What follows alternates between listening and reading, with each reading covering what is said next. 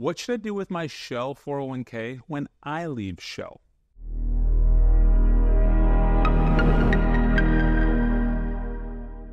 Let's continue chatting about leaving Shell and discuss options for your Shell Provident Fund, your 401k.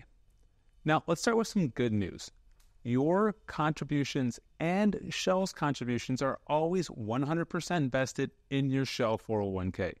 This means that money is yours to take with you. Now, of course, the bad news is most of this money is probably pre-tax, which means when you take it out, the government will want their share in the form of taxes. Let's talk about your options for your Shell 401k.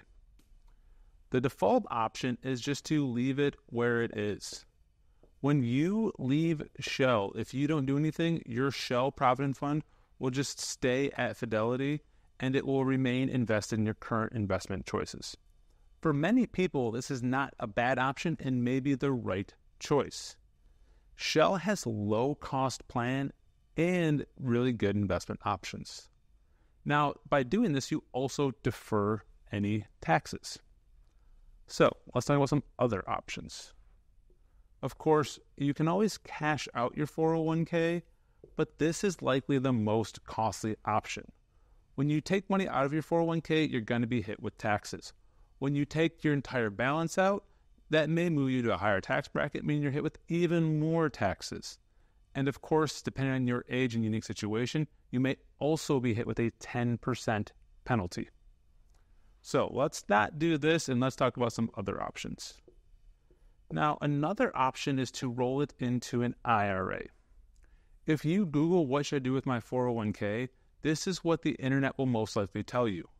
For most Shell employees, in this case, the internet is wrong. Let's talk about why. When you roll your 401k into an IRA, you effectively kill any ability to do a backdoor Roth IRA.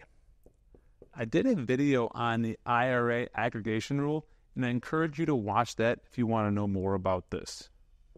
Additionally, you lose the ability to take the rule of 55. With your 401k, if you leave Shell the year you turn 55 or later, you can access that money without the 10% penalty.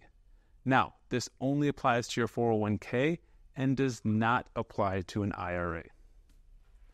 Many people will tell you you get better investments if you roll it to an IRA. Now, with Shell's 401k, you have the option to invest it through Fidelity's BrokerageLink.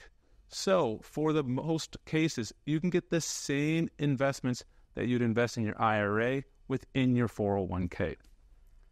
And lastly, let's talk about ERISA. ERISA is the federal government's plan that manages retirement plans. With ERISA, you get a lot of protections in the unlikely event that you are sued. If you roll your 401k into an IRA, you may lose these protections as now you're looking at state rules.